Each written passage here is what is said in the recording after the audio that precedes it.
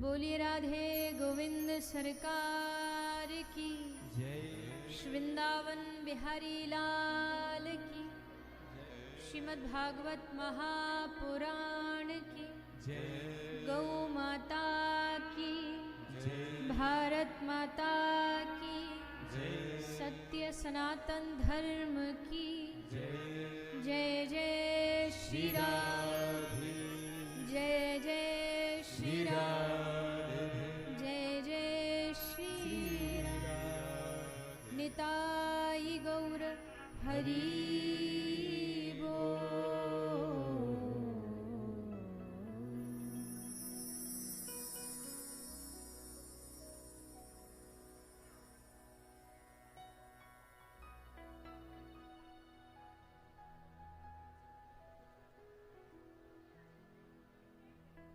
आइए चित्सार सिंधु सर्वस्व भगवान श्री राधे गोविंद के चरण कमलों का ध्यान करते हुए सभी श्रीमद् भागवत गंगा में प्रवेश करें। पधारे हुए सभी हरि भक्तों वैष्णव जनों के चरणों में व्यासपीठ की ओर से आप सभी को मेरा प्रणाम। अच्छा मैया, मैं कथा शुरू करूं उससे पहले एक प्रश्न पूछूं? आप यहाँ कथा सुनने आई हैं कि बातें करने आई हैं? कथा सुनने आई हैं पक्का? तो अब इस सेकंड के बाद एक भी शब्द आपस में बातचीत नहीं, क्योंकि जब से कथा आरंभ हुई आप बस बात ही कर रही हैं। पीछे देखो सब शांति से बैठे, तो आप भी वैसे ही एकदम शांति से बैठिए। 7 दिन कथा होनी है। अनुशासन भंग करोगे तो आपका ही घाटा है, कथा में आनंद नहीं आएगा। कथा में आनंद लेना है तो 3 घंटे के लिए एकदम मौन होके आना है, घर से सोच के आना है, जो बात करनी है घर पे करनी है, यहाँ कोई बातचीत नहीं, एकदम शांति होनी चाहिए। कहने में भी आनंद आएगा और आपको सुनने में भी आनंद आएगा। तो एकदम शांति। और एक निवेदन और, आज तो प्रथम दिन है तो थोड़ा शोभा यात्रा कलश यात्रा में सब थोड़ा थक भी गए होंगे, भोजन भी हुआ होगा, लेकिन कल से समय पर आओगे ताकि कथा आरंभ होने तक ये आना जाना सब बंद हो जाए। कथा से पहले आप सब एकदम आकर के विराजमान हो जाओ, और जब कथा आरंभ हो तो आपस में कोई डिस्टरबेंस नहीं, और अगर कोई पीछे आता है तो शांति से आओ, शांति से बैठ जाओ, आगे आने की कोशिश ना करें। जहाँ जिसको जगह मिल जाए शांति से बैठ के कथा श्रवण करें। आइए श्रीमद् भागवत भगवान की वांगमयी मूर्ति, साक्षात भगवत स्वरूप श्रीमद् भागवत कथा का श्रवण पान करने के लिए आप हम सभी आज यहाँ पर उपस्थित हुए हैं।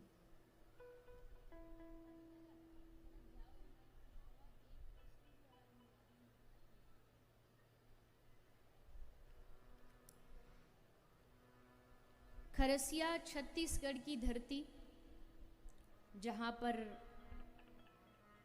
भगवत कथा की गंगा निरंतर बहती रहती है,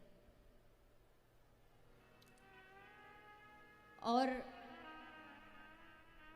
वैसे मेरा कथा के लिए छत्तीसगढ़ बहुत आना जाना रहता है, और विशेष इन दिनों में तो मानो मुझे ऐसा लग रहा है विगत 2 दिनों से कि सारा की सारा वृंदावन फिलहाल छत्तीसगढ़ में ही है।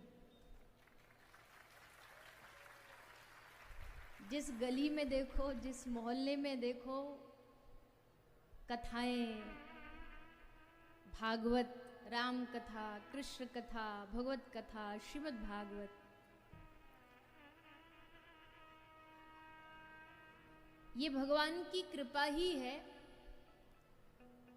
कि जब हमको भगवान की कथा कराने का, सुनने का अवसर मिल जाता है, तो इसका अर्थ यही है कि भगवान श्री राधे गोविंद की, श्री राधा माधव की हम पर खूब कृपा है। तभी भगवत कथा सुनने का मन हुआ, क्योंकि खाने का मन आसानी से हो जाता है, घूमने का मन आसानी से हो जाता है, पैसे कमाने का मन भी आसानी से हो जाता है, लेकिन भगवान की कथा जाकर के श्रवण करेंगे और उससे अपने जीवन को बदलेंगे, ये मन में आना जरा मुश्किल होता है। भगवान की कथा की बात करें तो जैसा मैंने कहा, आप ही के शहर खरसिया में, जहाँ तक मैंने देखा, आज भी एक शोभा यात्रा निकली थी हमारे संग संग, और भी बहुत सारे महापुरुषों का आगमन यहाँ लगा ही रहता है। तो कई बार ऐसे में क्या होता है कि ये सब देख कर के हमें ऐसा लगने लगता, अरे भगवान की कथा ये तो कोई मुश्किल थोड़ी है, कहीं भी सुन लो, किसी से भी सुन लो। आप बेकार में ही कहते हो बड़ी कृपा से मिलती, कृपा से, ये तो सबको मिल जाती है। तो कहा कि नहीं, भगवान की कथा बिन भगवान की कृपा के तुम चाह करके पंडाल तक भी आ जाओगे, लेकिन यहां आकर के भी भगवान कोई ऐसा खेल रचाएंगे कि यहीं से आपको वापस जाना पड़ेगा। और अगर जैसे तैसे बैठ गए, गोस्वामी तुलसीदास जी कहते हैं, तुलसी पूरब जन्म ते हरि चर्चा न सुहाए, कै सोवे के लड़ भिरे के घर को चलो जाए।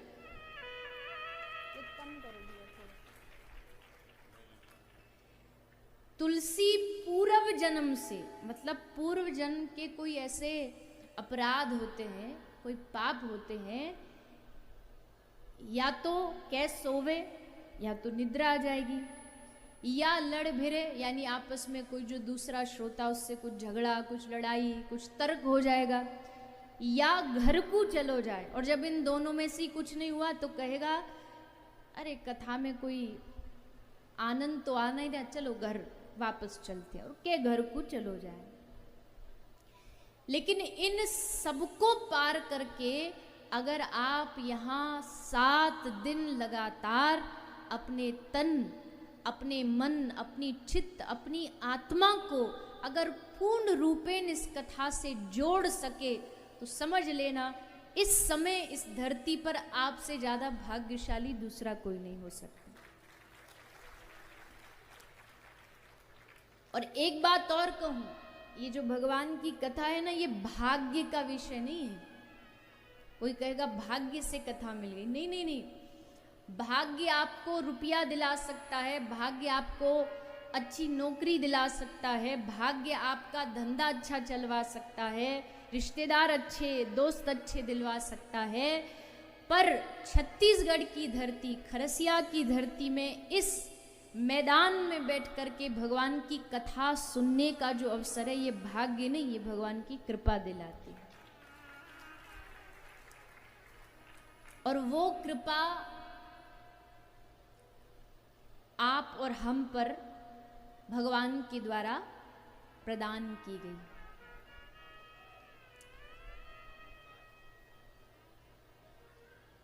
कुछ चीजें हैं जो बड़ी मुश्किल से प्राप्त होती हैं। कौन सी चीजें हैं? कोई कहेगा कि पैसा, धन बड़ी मुश्किल से कमाया जाता है। हाँ, बात तो ठीक है, लेकिन फिर भी गोस्वामी तुलसीदास जी कह रहे हैं कि पैसा यानी लक्ष्मी मिलना ये भी कोई ज्यादा बड़ी बात नहीं है। अच्छा परिवार मिलना ये भी कोई बड़ी बात नहीं। तो बाबा तुलसी से पूछा कि आपकी नजर में फिर बड़ी बात क्या है? तो बाबा तुलसीदास जी ने कहा, संत समागम हरि कथा तुलसी दुर्लभ दोए। क्योंकि सुत दारा और लक्ष्मी तो पापी के भी होए। संत समागम, संतों का मिलना, और दूसरा हरि कथा, ये दो चीज तुलसी दुर्लभ दोए, ये दो ही चीज हैं जो सबसे दुर्लभ है। कौन कौन सी? कौन सी?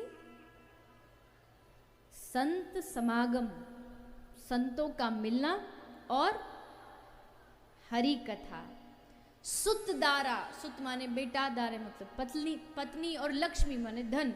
सुत दारा और लक्ष्मी तो पापी के भी होए। बेटा, पत्नी, खानदान, परिवार, बंगला, गाड़ी, ये तो एक जो पापी होता है उसके घर भी मिल जाती है। तो आप पर भगवत कृपा ये कैसे पता चलेगा? ये ऐसे ही पता लगता है कि आपने कोई प्लान नहीं किया, आपने कोई विचार नहीं किया, और अचानक से आपको कोई संत मिल जाए तो समझ लेना कि डायरेक्ट भगवान की कृपा आप पर हुई है। और भगवत कथा मिल जाए, भगवान की कथा प्राप्त हुई है। और ये कथा तो वैसे भी समस्त जो परिवारजन हैं उन्होंने अपने पूर्वजों की मुक्ति तो क्या, श्रीमद् भागवत तो एक ऐसा ग्रंथ है जो मुक्ति भी श्रीमद् भागवत कथा की शरण में, चरणों में पड़ी रहती है। लेकिन जितने भी पितृ, आप जिनके भी परिवार के जितने भी पितरों का आवाहन यहाँ किया गया है, मुझे पूर्ण विश्वास है कि वो संपूर्ण पितृगण भी यहाँ बैठ कर के इस श्रीमद् भागवत कथा का श्रवण कर रहे हैं, और किसी रूप में भी आ सकते हैं। ये थोड़ा सावधान आपको रहना पड़ेगा। किसी भी रूप में कोई भी आपका पितृ, कोई भी देवी देवता, कोई भी महापुरुष, तीर्थ, क्योंकि जहाँ भगवत कथा होती है सब आते हैं। शास्त्र कह रहा है गंगा, यमुना, कावेरी, सब नदियाँ आती हैं, तीर्थ आते हैं, पितृ आते हैं, किसी भी रूप में आ सकते हैं। और वो कोई रूप धारण करके आए हों, कथा में आराम से बैठे, और आप जाकर के उनसे जगह के लिए लड़ पड़ो तो उल्टा दोष हो जाए। इसलिए बड़ी सावधानी रखनी है, सावधानी रख करके कथा को श्रवण करना है, क्योंकि ये भगवत कथा श्री हरि की कृपा से ही प्राप्त हुई है। गोस्वामी तुलसीदास जी रामचरितमानस में वर्णन करते हैं, बिन सत्संग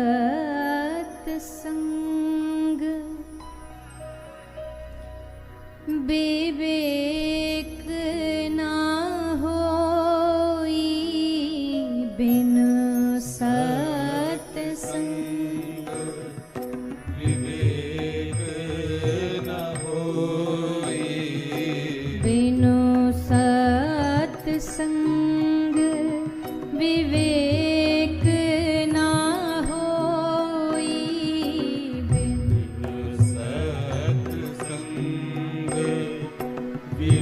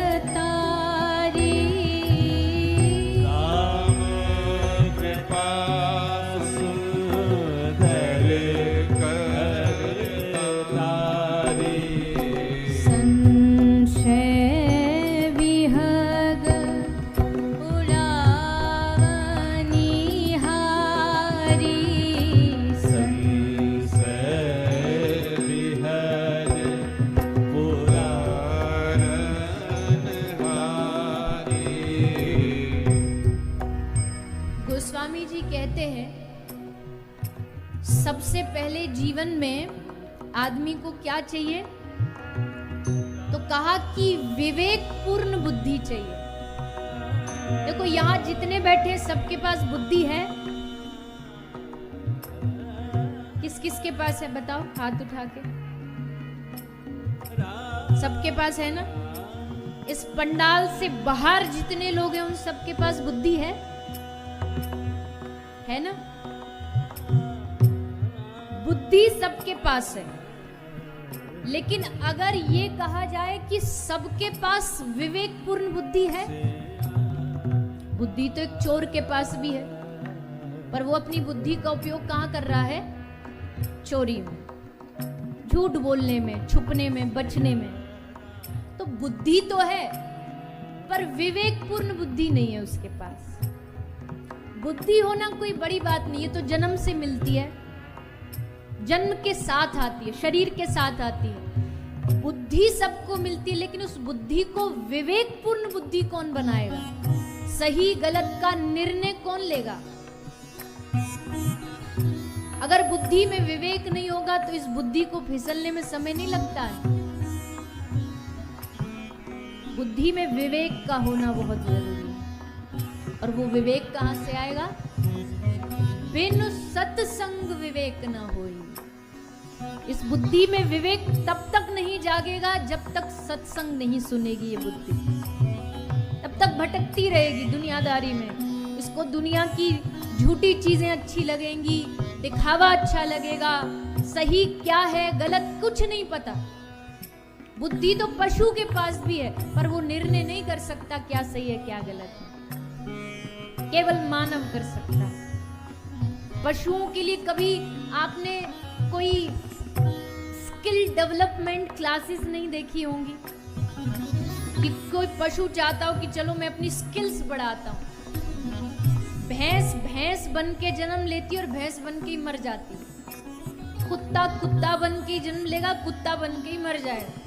वो कोई एक्स्ट्रा ऑर्डिनरी टैलेंट, अपनी स्किल्स नहीं बढ़ा सकता।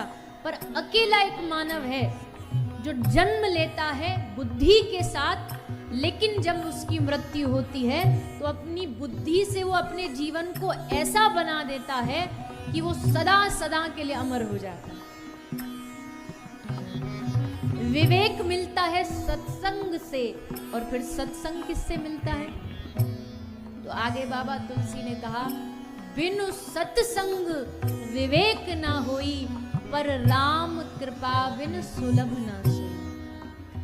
बिना सत्संग के विवेक नहीं मिलेगा, और बिना राम कृपा, हरि कृपा, कृष्ण कृपा के सत्संग नहीं मिलेगा। और अगर आप सत्संग में बैठे हो, इसका मतलब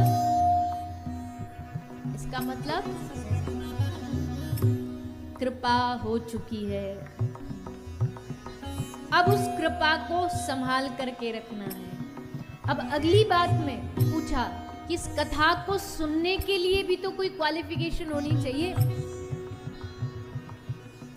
अधिकारी कौन है? कौन इस कथा को सुन सकता है? अधिकारी वक्ता कौन है श्रीमद् भागवत सुनने का? तो गोस्वामी जी लिखते, राम कथा के तेहि अधिकारी, राम कथा के तेहि अधिकारी, राम कथा के तेहि अधिकारी, राम कथा के तेहि अधिकारी, जिनके सत्संगति अति प्यारी, जिनके सत्संगति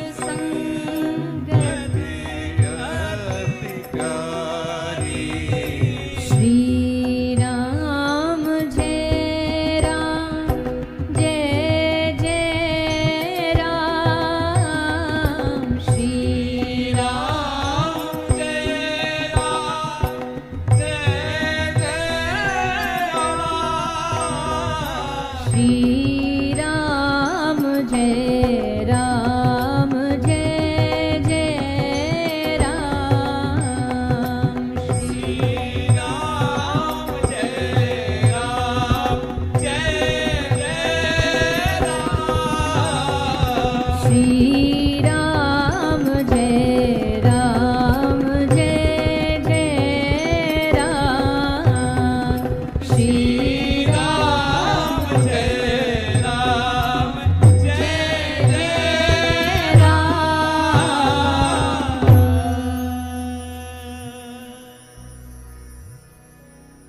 अगली चौपाई में गोस्वामी जी ने इसकी क्वालिफिकेशन क्या है, अधिकारी कौन है कथा का वो बताया। और कथा का अधिकारी कौन है?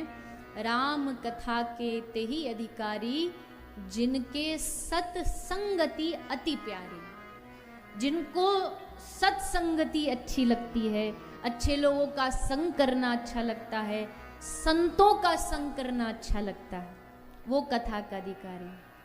देखो दो तरह के लोग होते हैं, एक वो होते हैं जिनको कोई नशेड़ी दिख जाए, कोई जुआरी दिख जाए तो उनको वो खुश हो जाते हैं कि अच्छा अब ये आ गया तो हमारी अच्छी बनेगी, बैठ के गलत काम करेंगे। पर एक वो होते हैं जो दूर से किसी गले में कंठी हो, किसी के माथे पर चंदन हो, ऐसा कोई आदमी दिख जाए तो दिखते ही एकदम उनका मन प्रसन्न हो जाता है। यहाँ भगवत भक्त आया है और भगवान का भक्त आया तो इधर उधर की तो बात करेगा ही नहीं, भगवान का भक्त है तो भगवान की चर्चा शुरू होगी। एक बड़ी प्यारी पंक्ति है जिसमें कहा है कि 4 मिले 64 खिले, 20 रहे कर जोड़, हरिजन सो हरिजन मिले, 20 7 करोड़। जब दो भक्त कैटेगरी के लोग मिलते हैं ना तो 2 नहीं मिलते, 4 मिलते हैं। 4 मिले, 4 कैसे मिलते हैं? बोले 2 आंख इनकी और 2 उनकी, कितनी हो गई? 4। तो 4 मिले 64 खिले, 32 दांत इनके खिल जाते हैं और 32 उनके खिल जाते हैं। आहा, अब भगवान की कथा की रसधारा बहेगी। शहर में कोई महात्मा जी आए, कोई कथा प्रवक्ता आए तो देखो महाराज ऐसे लगता कोई बाहर आ गई हो। तो 4 मिले 64 खिले और 20 रहे कर जोड़, हाथ जोड़ करके एक दूसरे को प्रणाम करेंगे, 10 उंगली इनकी और 10 उनकी। तो 4 मिले 64 खिले, 20 रहे कर जोड़, हरिजन सो हरिजन मिले, 20 7 करोड़। एक व्यक्ति के शरीर में 3.5 करोड़ रोम होते हैं, एकदम खिल उठते हैं। कोई कहता ना मेरे रोंगटे खड़े हो गए, तो वो रोए एकदम खिल उठते हैं कि आहा अब भगवान का भक्त आया, भगवान की कथा भी आएगी, क्योंकि संत आ गए, इसका मतलब अब थोड़ी देर में भगवंत भी आने वाले हैं। भगवान के आने का ये प्रोसेस है। जैसे नेताजी आते हैं ना तो उनके आने से पहले कितनी तैयारियां हो जाती हैं। कल हम रायपुर एयरपोर्ट पर आए थे तो वहाँ माननीय बीजेपी से अमित शाह जी आ रहे थे, तो देखो बड़ा हल्ला गुल्ला, गाड़ियां, पुलिस और ये और वो। तो जगत का जब साधारण इंसान आता है, मतलब इस जगत का ही तो एक नेता है, तो सोचो जब इस जगत का एक नेता, और वो भी ऐसी गद्दी है जो कभी कभी बदलती रहती है समय अनुसार, तब इतनी तैयारी, तब इतना सब आगमन, उसी से पता लग जाता है कोई आ रहा है। तो भगवान आएंगे तो क्या ऐसी खुद ही भागे भागे चले आएंगे अकेले? नहीं, भगवान के आने से पहले भगवान की पूरी पलटन आएगी। और भगवान की पलटन कौन है? जो संत है, जो महापुरुष है, वो सब भगवान के परिकर हैं। वो आ गए तो समझिए भगवान भी आने वाले हैं।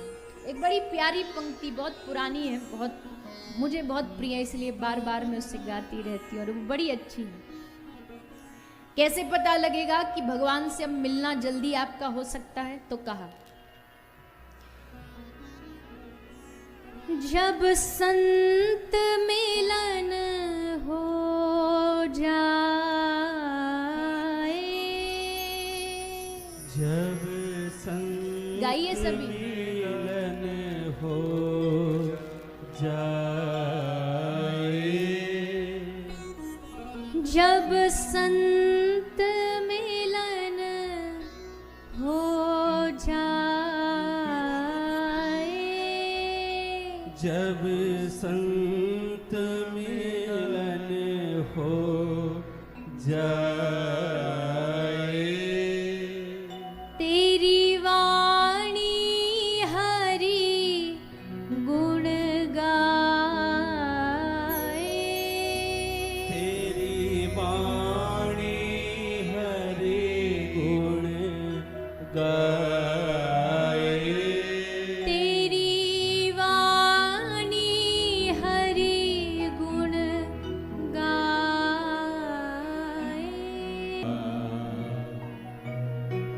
अब हरि से मिलन होगा। और भगवान की कृपा के और क्या क्या लक्षण है?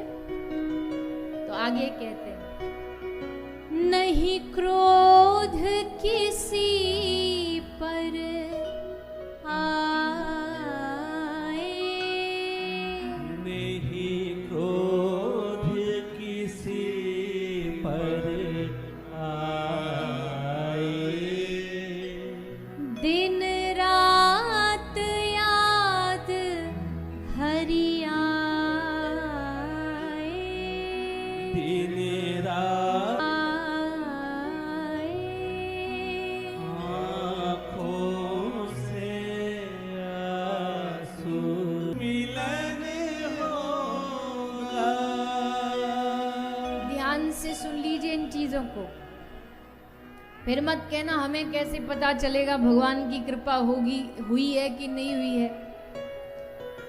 जब बता रहे महापुरुष कि सुनो, जब किसी पर क्रोध ना आए, सब में भगवान नजर आने लगे, दर्शन को मन ललचाए, आंखों से आंसू आए, जब संत मिलन हो जाए, तब इतना समझ लेना अब हरि से मिलन होगा। अब धीरे धीरे आपके जो कदम हैं वो भगवान की ओर बढ़ते जा रहे हैं, ये इस बात की निशानी है।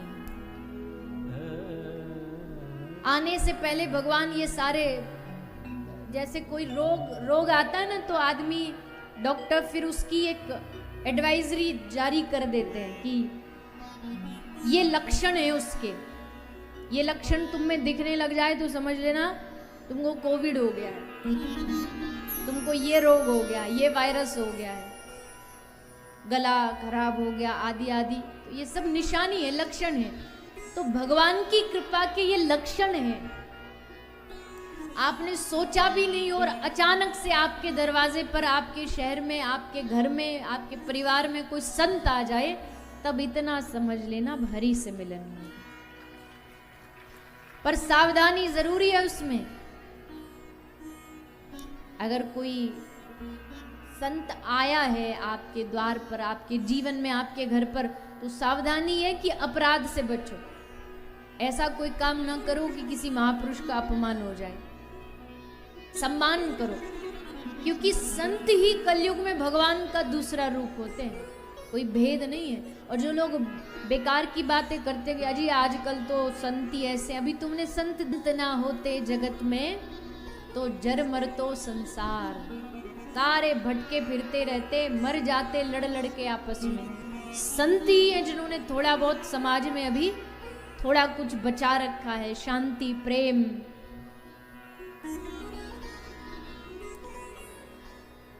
तो संत समागम हरि कथा, तुलसी दुर्लभ दोए, सुतदारा और लक्ष्मी तो पापी के भी होए। ये दो चीज मिलना बड़ा दुर्लभ है, वो दोनों ही आपको मिल रही है। देखो, भगवान की कथा मिल रही है और इतने सारे भक्तों का दर्शन मिल रहा है। आपके पास इतने सारे जो बैठे हैं इधर उधर आगे पीछे, कथा में कुछ नहीं पता कौन महापुरुष आ जाए, कोई भरोसा नहीं। कथा में कोई भी किसी रूप में आ सकता है। और मजा तो तब आए जब आप कथा में बैठे हो, पहले दिन कोई कंधे पर आपके हाथ रखे, आप पीछे मुड़ के देखो तो कौन है? अरे ये तो हमारी पत्नी है। दूसरे दिन हाथ रखे तो पीछे मुड़ के देखो, ये कौन है? अरे ये तो हमारा बच्चा है। फिर हाथ रखे, आप पीछे मुड़ के देखो, ये कौन? अरे ये तो हमारे मित्र, हमारे रिश्तेदार है। पर 7वें दिन हाथ रखे और पीछे मुड़ के देखो तो साक्षात बंसी बजाते हुए गोविंद खड़े हैं। बेटा वाह, तूने मेरी कथा श्रवण की, तूने मेरी चर्चा में अपना समय दिया और केवल सुना नहीं। देखो ध्यान देना, आज पहला दिन है इसलिए आपको पहले दिन ये सब, पहला दिन सिर्फ सावधानियां बताई जाती हैं, सत्संग का लाभ, महिमा और सावधानी, क्या करें क्या ना करें। तो पहले दिन ही समझ लो ये कथा कोई मनोरंजन नहीं है। कई लोगों को कथा केवल मनोरंजन का साधन लगता है। कई लोग बोलते अजी कथा कम करना, आप भजन ही भजन ज्यादा सुनाना हमको, तो इससे बढ़िया तो भजन संध्या करवा लेते, जागरण ही करवा लेते, भजन ही भजन सुनते। भजन भी जरूरी है, उससे थोड़ा हृदय में भगवत रस आता है, लेकिन केवल अगर नाचने ही नाचने में रह जाओगे ना तो कुछ हाथ नहीं आने वाला। कुछ पाने के लिए बैठना यहाँ पर कि आज बैठे हैं तो 7वें दिन यहाँ से खाली नहीं उठेंगे, अपने हृदय में कृष्ण प्रेम भर कर के उठेंगे। नहीं तो ये सारी जितनी मेहनत है ना, ये परिवार ने की है। मुझे याद है हमारे पुनीत जी के पास रोज फोन आते थे, अब ये तैयारियां हो रही है, अब वो हो रही है, अब वीडियो मंगवा दो, अब ये करवा दो, अब ऐसा करा दो। कितने दिनों से आप लोग लगे हो, परिश्रम कर रहे हो, मेहनत कर रहे हो। ये मेहनत खाली नहीं जानी चाहिए, व्यर्थ नहीं जानी चाहिए। केवल खाने पीने मनोरंजन में ही मत रह जाना। इस कथा का मूल उद्देश्य समझना। इस कथा का लाभ ये है कि आप इस कथा से पहले भले घर में 4 फैमिली मेंबर्स हो, जब 7वें दिन आप यहां से उठे तो कथा के बाद 4 नहीं, आपके घर में 5 सदस्य होना चाहिए। 5वां कौन? साक्षात श्री हरि, श्री ठाकुर जी आपके अपने बन जाए कि अरे ये तो हमारे हैं, ये तो हमारा अपना परिवार है। मुझे बहुत लोग कई बार पूछते आपका उद्देश्य क्या है, समाज को बदलना, ये करना वो करना, क्या ये उद्देश्य है आपकी कथा का? मैंने कहा नहीं भैया, समाज को हम क्या बदलेंगे, अपना आपा बदल जाए वही बहुत है, समाज को तो तब बदलेंगे। पर एक उद्देश्य बस मेरा विशेष इस कथा का है कि इस कथा को, इस व्यासपीठ को सुनने के बाद आपको भगवान अपने से लगने लग जाए। अरे ये जिनको हम इतना दूर समझते थे, ये भगवान है, ये परम ब्रह्म है, ये परम पिता जगदीश है, वो भगवान आपको एकदम अपने करीब लगने लगे कि नहीं नहीं, ये तो इनसे तो हमारा जन्म जन्म का नाता है, जन्म जन्म का रिश्ता है। और थोड़ा देर, जैसे बादल कभी कभी सूरज को थोड़ी देर ढक देता है, ज्यादा समय नहीं ढक सकता, घटा हटेगी तो सूरज का प्रकाश आए, वैसी माया के कारण थोड़ा सा ढक जाता है, बुद्धि में एक आवरण आ जाता है, लगता है संसार अपना, परिवार अपना है, रिश्तेदार अपने। पर ऐसा कथा श्रवण करने के बाद हो जाए कि वो सब बाद में, उनसे पहले हमारे ठाकुर जी अपने हैं, ये हमारे हैं, बाकी हैं सब पर वो बाद में आते हैं, पहले नंबर पर ये।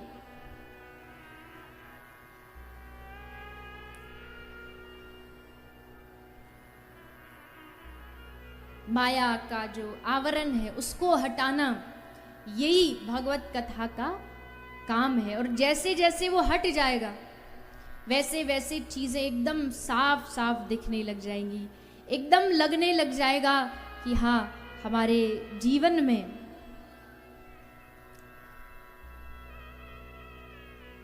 ये शरीर भी परमात्मा का दिया है, ये तन भी, ये मन भी, ये धन भी, जो कुछ मैं नहीं मेरा नहीं, ये तन किसी का है दिया, जो भी मेरे पास है वो धन किसी का है दिया। दिया किसी और देनहार कोई और है, जो भेजत है दिन रैन, लोग भरम हम पर करे जाते नीचे नैन। जरा भगवान ने हमें कोई करोड़ों दे दिया, उसमें से 105 भी अगर हम किसी को जरा मदद के लिए दे देते ना तो बड़े घमंड में सीना तान के कहते हमने दिया है। अरे तुम देने वाले, तुमने कहां से दिया, कहां से लाए थे तुम? क्योंकि जब दुनिया में आए थे तो एक जोड़ी कपड़ा भी नहीं लेकर के आए थे, तो फिर दिया किसने? दिया जिसने, उसी को दे करके घमंड दिखाते हैं। भगवान को कहते भगवान ये काम कर दे, हम तेरा एक खाटू श्याम में जाके भंडारा करेंगे, तू क्या भंडारा करेगा? है ही इतनी हिम्मत कि अपनी तरफ से भगवान को कुछ तू दे सके? उसी का दिया और उसी पर एहसान। ये कहाँ की बात हुई? ये तो वैसी बात है, आप दोस्त के घर गए जन्मदिन पे, देखा सब लोग तो उपहार ला रहे, आप तो लाए ही नहीं, तो फिर क्या करें? सबके सामने तो थोड़ा अच्छा नहीं लगेगा, क्या दे क्या दे। तो उसी के घर में एक बढ़िया सा शो पीस रखा था, वो ही उठाया और बोला ले मैं तेरे लिए लाया हूं। तो ये तो पागलपंती है ना कि मेरे ही घर का सामान तू मुझे ही दे रहा है।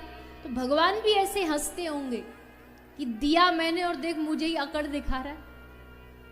हम तेरा ये करेंगे, हम तेरा वो करेंगे, हम मंदिर में इतना दान करेंगे। नहीं, ये तन भी किसी का है दिया, मैं मेरा ये कहने वाला मन किसी का है दिया। यहां तक जो मैं मेरा मेरा कर रहा है, ये मन भी किसी का उधारी है हमारे पास, भगवान का दिया गया। और शरीर तो सब जानते ही है, भगवान न देते तो इतना अच्छा हिष्ट पुष्ट शरीर कहां से प्राप्त होता? कहां से प्राप्त होता? कभी नहीं प्राप्त हो सकता।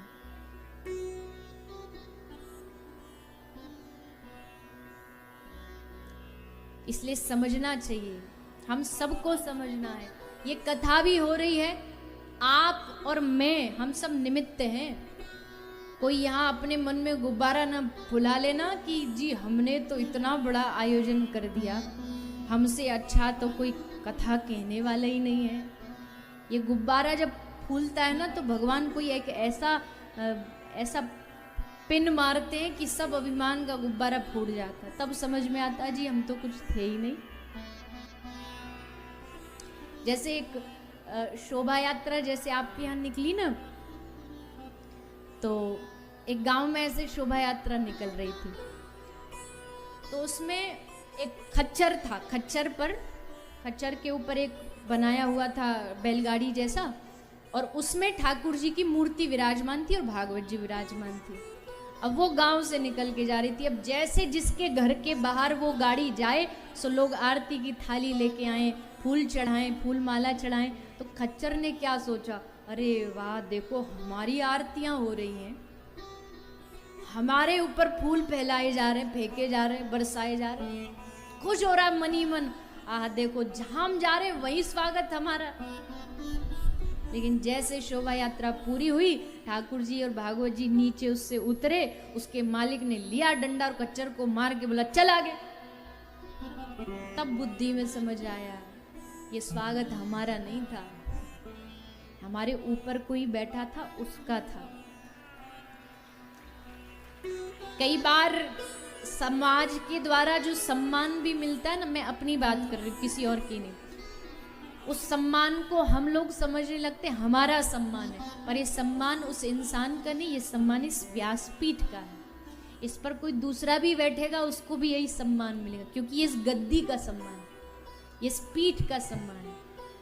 पर हम मन में बेकार का गुब्बारा फुला लेते अभिमान का।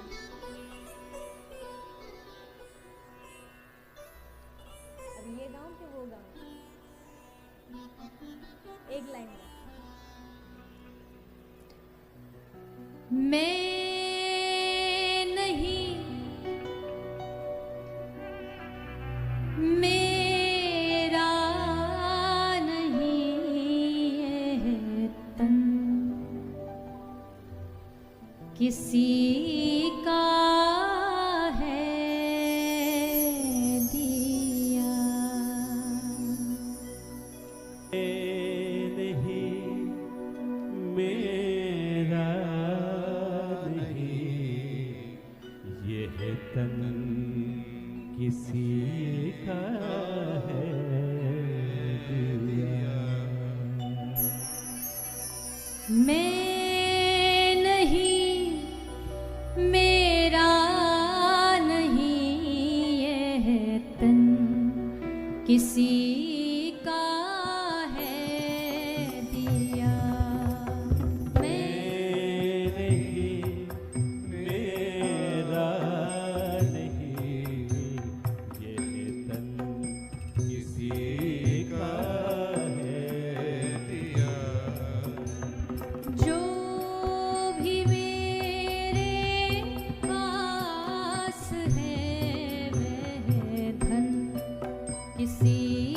का है दिया।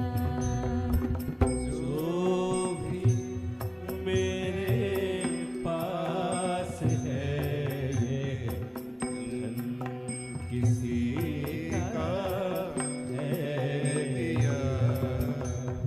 मैं नहीं, मेरा नहीं, यह तन किसी का है दिया। मैं नहीं, मेरा नहीं, ये तन किसी का है दिया। देने वाले ने दिया, वह भी दिया किस शान से। मेरे वाले ने दिया, यह भी दिया किस शान से। मेरा है ये लेने वाला, कह उठा अभिमान से। मेरा है यह लेने वाला, कह उठा अभिमान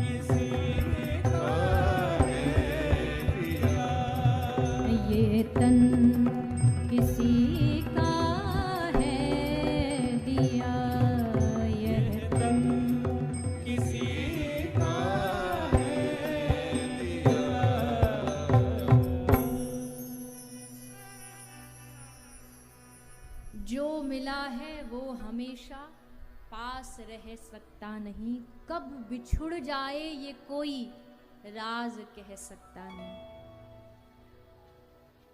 किसी को नहीं पता कि उसका शरीर कब तक चलेगा, उसका धन कब बिछुड़ जाए, कोई नहीं पता। अच्छे खासे गाड़ी में तैयार होके सेठ जी ऑफिस जा रहे हैं, रोज ड्राइवर लेकर के जाता है। आज ऑफिस पहुंचे, दरवाजा खोला, सेठ जी उतर ही नहीं रहे। ड्राइवर कह रहा सेठ जी उतरो, सेठ जी उतरो, पर सेठ जी उतर ही नहीं रहे। तो ध्यान से भीतर झांक के देखा तो पता चला सेठ जी तो पहले बीच में ही उतर गए थे, पहले ही उतर गए थे, यहाँ उतरने की जरूरत नहीं। कब बिछुड़ जाए ये कोई राज कह सकता नहीं, लेकिन जिंदगानी का खिला मधुबन किसी का है दिया। अब वो किसने दिया है उस आदमी को खोजना, यही भागवत का उद्देश्य है। ये पता करना कि ये है कौन जो हम पर इतनी कृपा कर रहा है, खिला रहा है, सुला रहा है, सोने के बाद सांस चलती जा रही है, हमारी एक एक सांस की ध्यान रख रहा है। कोविड के समय देखा ना, एक एक सांस कितना कितना पैसा में लोगों ने खरीदी। ऑक्सीजन सिलेंडर अब देखो फ्री में ले रहे हो आप और हम। कौन दे रहा है ये? उस कौन को खोजना ही कथा का उद्देश्य है। कोई तो है जो हमें दिन रात हमें देख रहा है, कोई तो है जो दिन रात हमारी रक्षा कर रहा है, हमारा भरण पोषण कर रहा है। उसको खोजिए। हमें क्या लगता हम परिवार चला रहे हैं, हमारे चलाने से चल रहा है। अरे तुम नहीं रहोगे क्यों, तब परिवार नहीं चलेगा। कोई है ऐसा दुनिया में कि जिसके जाने से दुनिया रुक जाएगी? कभी नहीं। घर वाले बच्चों कहते रहते हम नहीं रहे तो पता है तुमको कैसे कैसे खानदान चले, कैसे धंधा चलेगा। बच्चे कहते तू जा तो सही, हम संभाल लेंगे।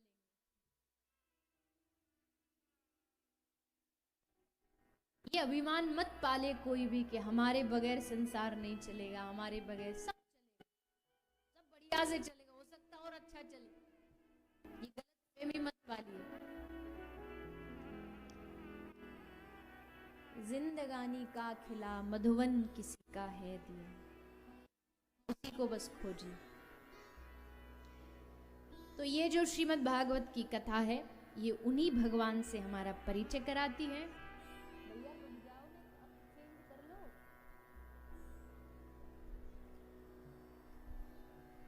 श्रीमद् भागवत कथा जिसका आज प्रथम दिन है, हम सभी श्रीमद् भागवत में प्रवेश कर रहे हैं।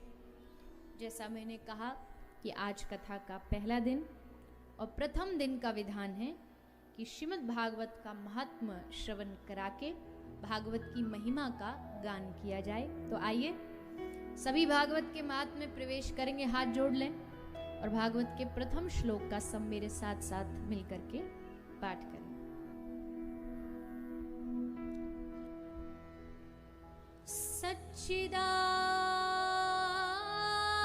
सच्चिदानंद रूपाय सच्चिदानंद रूपाय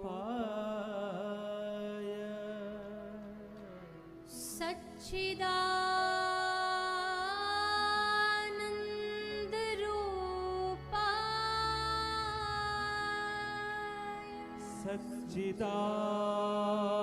सच्चिदानंद रूपाय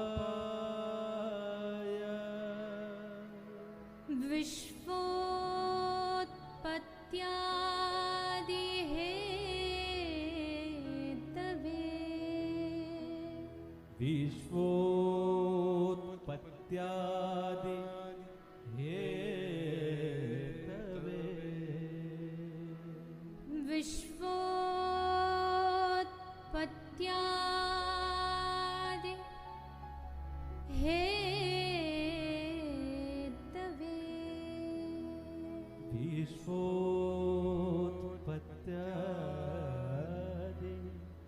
हेतवे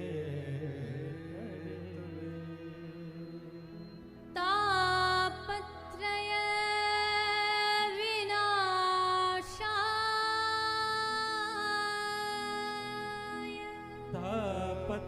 तापत्रय विनाशाय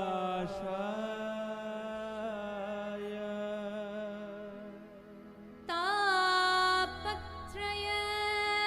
विनाशाय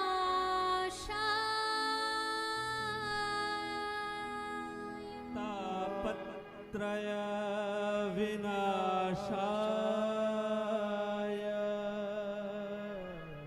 श्री कृष्णाय वयं नमः। श्री कृष्णाय वयं नमः।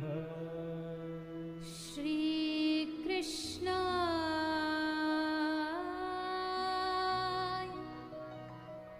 वयं नमः। श्री कृष्णाय वयं नमः। श्रीमद् भागवत का आरंभ पद्म पुराण स्कंद पुराण के द्वारा प्राप्त किया। ये महात्म्य है जिसमें श्रीमद् भागवत की महिमा का गुणगान किया है। सच्चिदानंद रूपाय विश्वोत्पत्त्यादि हेतवे तापत्रय विनाशाय श्री कृष्णाय वयं नमः। इस श्लोक की हर महापुरुष बड़ी अद्भुत अद्भुत व्याख्याएं करते हैं क्योंकि ये बड़ा महत्वपूर्ण श्लोक है। अभी थोड़ी देर पहले मैंने कहा ना कि वो देख कौन रहा है उसको खोजना, यही कथा का उद्देश्य है। तो वो कौन है उसी का परिचय है इस श्लोक में। सच्चिदानंद रूपाय, कौन? जो सत्य स्वरूप है। कौन? जो चिद स्वरूप है। कौन? जो आनंद स्वरूप है। सच्चिदानंद रूपाय विश्वोत्पत्त्यादि हेतवे, कौन? जो विश्व की उत्पत्ति करता है, विश्व का पालन करता है, विश्व का संहार करता है, सब काम खुद करता है। उत्पत्ति में ममता नहीं रखता, पालन में अहंकार नहीं रखता और विनाश में शोक नहीं रखता। कौन? तापत्रय विनाशाय, जो तीनों तापों का नाश करता है। तीन ताप मतलब तीन दुख, दैहिक दैविक भौतिक ताप, इन तीनों दुखों का जो नाश करता है। देखो आप दुखों की भले अलग अलग लिस्ट बनाओ तो लिस्ट तो खूब लंबी बन जाएगी, पर कैटेगरी तीन ही रहेंगी। कोई तन दुखी, कोई मन दुखी, कोई धन बिन रहे तो दास। किसी को शरीर का दुख है, किसी को मानसिक पीड़ा है, मन अशांत रहता है, मन में परेशानियां हैं। इन सब दुखों को जो दूर करता है कौन है वो? कहा श्री कृष्णाय वयं नमः। ऐसे भगवान श्री कृष्ण और उनकी वांगमयी प्रतिमूर्ति, एक दूसरा जो रूप है, जो शक्ति है, ऐसी श्री राधा रानी को वयं नमः हम सब प्रणाम करते हैं। श्री कृष्णाय वयं नमः, यानी उन्हीं कृष्ण और श्री राधा रानी को जानना ही श्रीमद् भागवत कथा का उद्देश्य है। कृष्ण को जानने के लिए भागवत चाहिए और श्री राधा रानी को जानने के लिए कृष्ण की कृपा चाहिए। तभी जीव राधा रानी को समझ पाता है, राधा रानी के स्वभाव को, उनके गुणों को समझ पाता है। और ब्रज के रसिक कहते हैं, ब्रज के जितने भी संत महापुरुष, आप ब्रज से किसी भी वक्ता को बुला लो, मेरी छोड़ो, आप ब्रज से किसी भी महापुरुष वक्ता को बुला लीजिए, उनकी कथा बिन श्री राधा रानी का गुणगान गाए बगैर पूरी हो ही नहीं सकती। क्योंकि हमारी मालकिन, हमारी स्वामिनी राधा रानी, अब जिसकी नौकरी करते हैं, चाकरी करते हैं, उसके गुण तो गाने ही पड़ते हैं। ठाकुर जी के गुण भी हम इसलिए गाते क्योंकि हमें पता है वो राधा रानी के चाकर हैं, इसलिए उनके गुण गाते हैं। असल में हमारा जो ब्रज भाव है वो श्री राधा रानी के प्रति है। पर ब्रज ब्रज से बाहर के जो लोग हैं ना, उनको राधा रानी को समझने में बड़ा, उनके लिए बड़ी टेढ़ी खीर है, क्योंकि राधा रानी को वही समझ सकता है जो ऊपर से लेके नीचे तक लबालब प्रेम से भरा हुआ है, वही राधा रानी को समझ सकता है।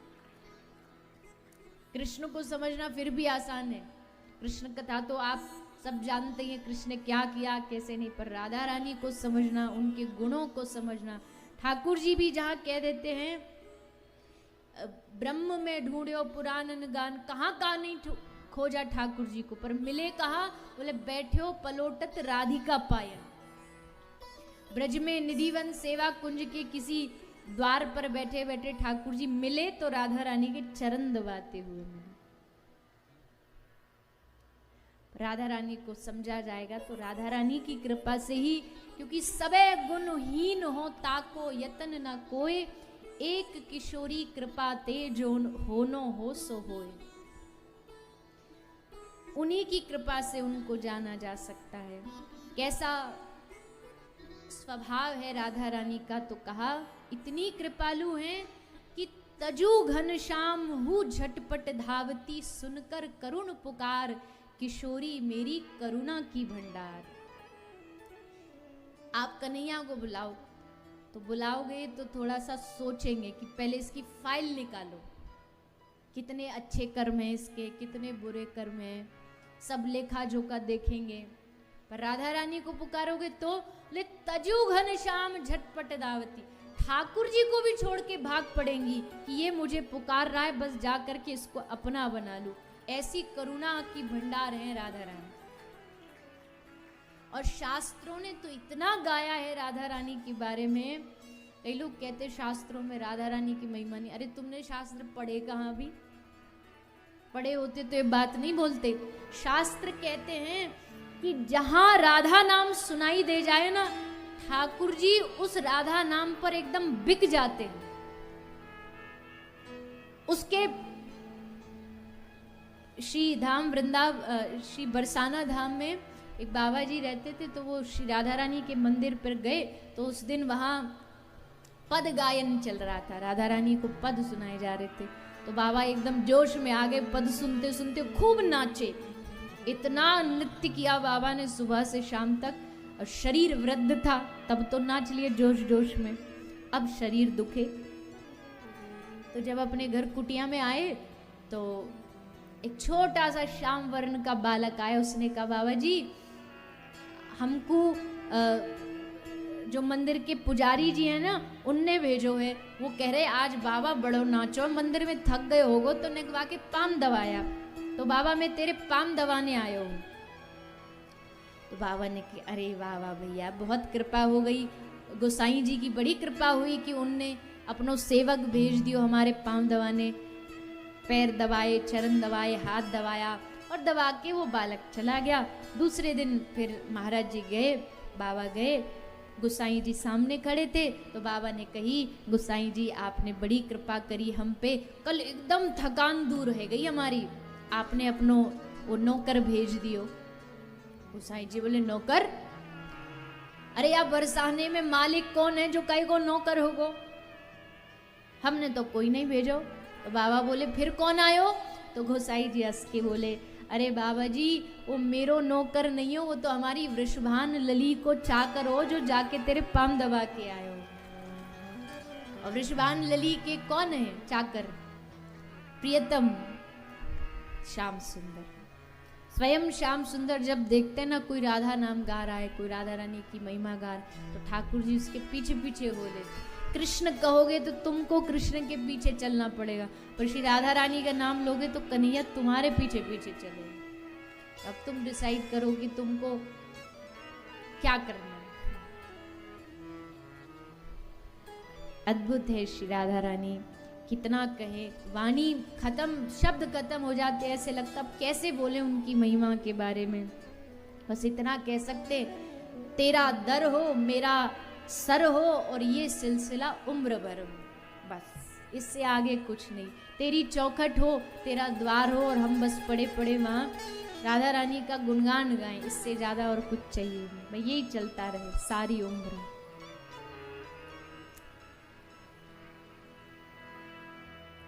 मरना है तो मैं मरूं श्री राधे के द्वार।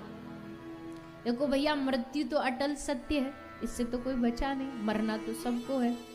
पर रसिक जन कहते अगर मरना ही है तो मैं मरूं श्री राधे के द्वार। कभी तो लाडली पूछेंगी ये कौन पड़े दरबार।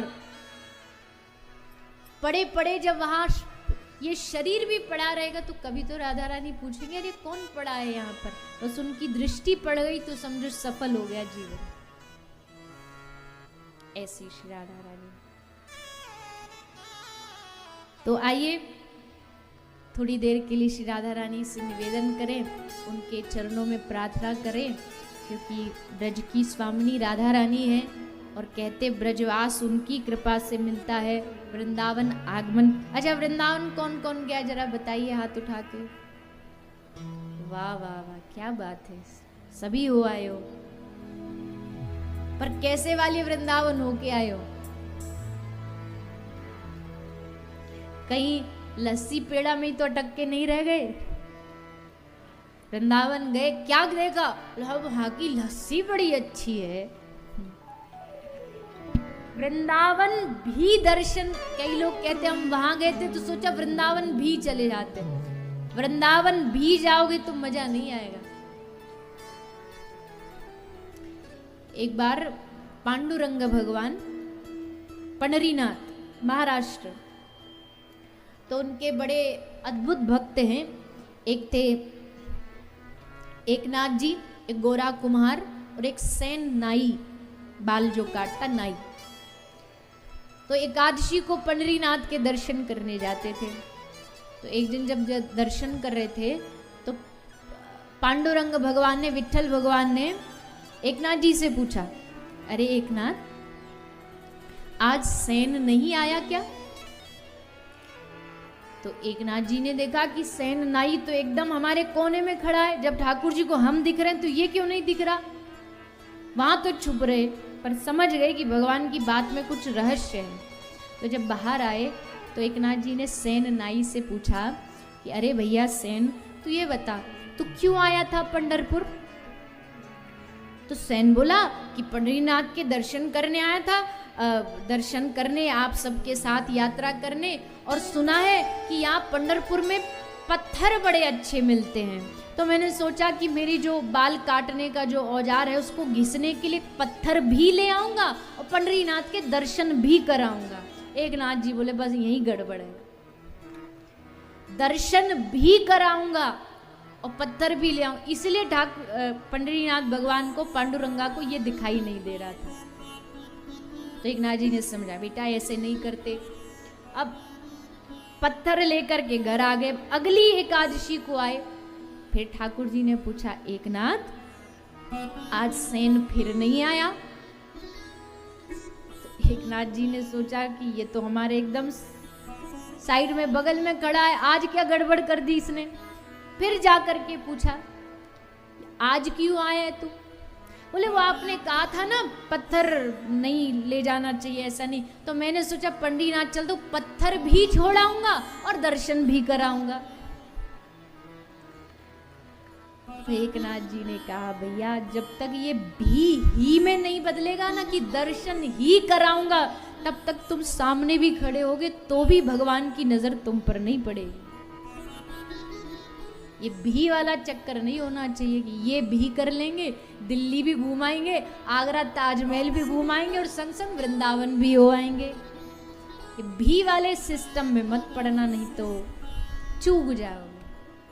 दर्शन ही करना उद्देश्य होगा ना जिस दिन वृंदावन का। देखो दुनिया में सारे तीर्थों में कहीं मुक्ति मिलती है, कहीं ज्ञान मिलता है, पर जो वृंदावन की धरती है ना, ये वृंदावन की धरती भगवान को पुकारना सिखाती है। हा कृष्ण, हा श्री राधे, हा नाथ रमन प्रेष्ठ, क्वासी क्वासी महाभुज, कन्हैया कन्हैया पुकारा करेंगे, लताओं में ब्रज की गुजारा करेंगे। ब्रज की भूमि पुकारना सिखाती है, इसलिए ब्रज कभी भी जाओ ना वृंदावन तो घूमने मत जाना, दर्शन के लिए भी मत जाना।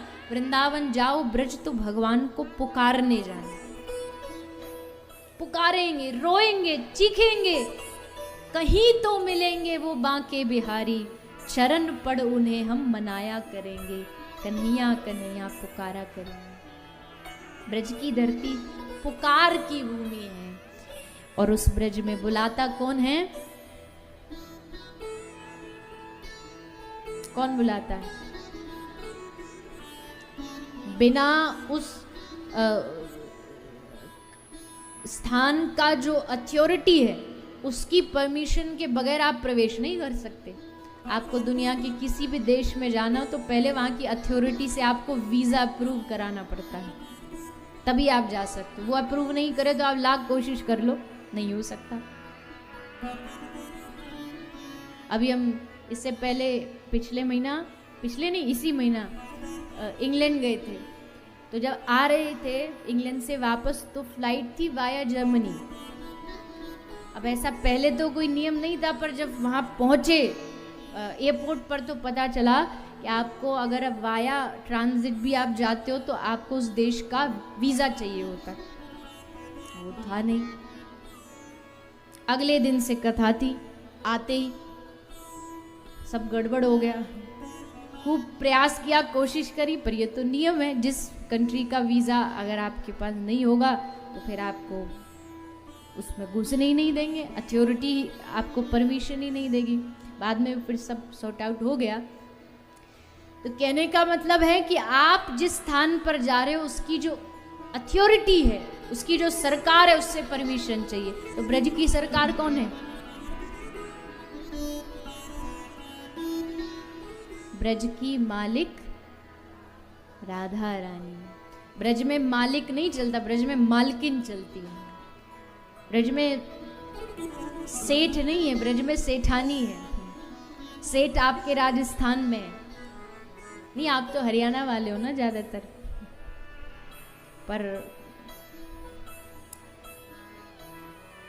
ब्रज में सेठानी है, महारानी है, और वो श्री राधा रानी है।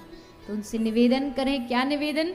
सब बड़े भाव से 2 मिनट गाएंगे और फिर आगे कथा में प्रवेश करेंगे। राधा रानी से प्रार्थना करें, हे स्वामिनी जी, हम पर कृपा करिए, हमें ब्रज में बुलाइए, ब्रज का वास दीजिए, ब्रज की उस माटी को हम अपने मस्तिष्क पर लगा सके, ऐसी कृपा करिए।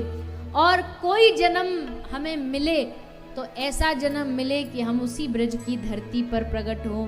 भले आप हमें कोई ब्रज का फूल बना दो, पत्ता बना दो, पौधा बना दो, बानर बना दो, बंदर बना दो, पर बनाओ ब्रज का।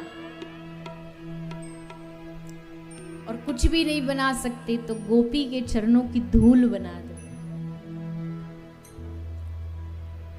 ओ मोहे ब्रज की धूल बना दे, लाडली श्री राधे। ओ मोहे ब्रज की धूल बना दे, लाडली श्री राधे। देखो, बीच बीच में एक आध ऐसा भजन भी गा देंगे जिससे आप थोड़ा सा, क्योंकि जब कल से मैं आई हूं ना, मैंने किसी यहाँ को सीधा खड़ा होते ही नहीं देखा, सब नाचने में मगन है। कल रात को 10-11 बजे आना हुआ, पर 10-11 बजे भी इतना जोश था सब में, इतना उत्साह था, पूरी कहूँ गाड़ी का घेराव कर लिया एकदम। गाड़ी के चारों तरफ नाच रहे, नृत्य कर रहे हैं। तो थोड़ा आग की मन की भी हो जाए, इसलिए बीच बीच में थोड़ा आनंद भी लेंगे। दोनों हाथ उठा के सभी भाव से तालियों की सेवा करते हुए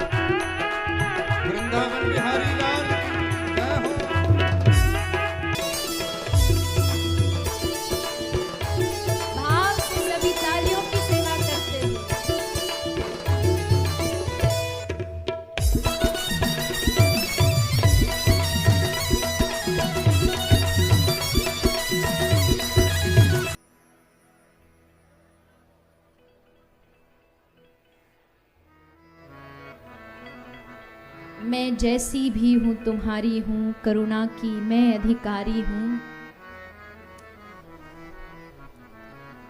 अच्छे हैं बुरे हैं, है तो आपके ही, संभालना तो आपको ही पड़ेगा, अपनाना तो पड़ेगा। कुछ रिश्ते बनाए नहीं जाते, वो होते हैं और वो निभाने पड़ते हैं। आप उनको बदल नहीं सकते, क्योंकि बने बनाए रिश्ते, अब जो आपके माता पिता उस जन्म भर माता पिता ही रहेंगे, बदल तो नहीं सकते।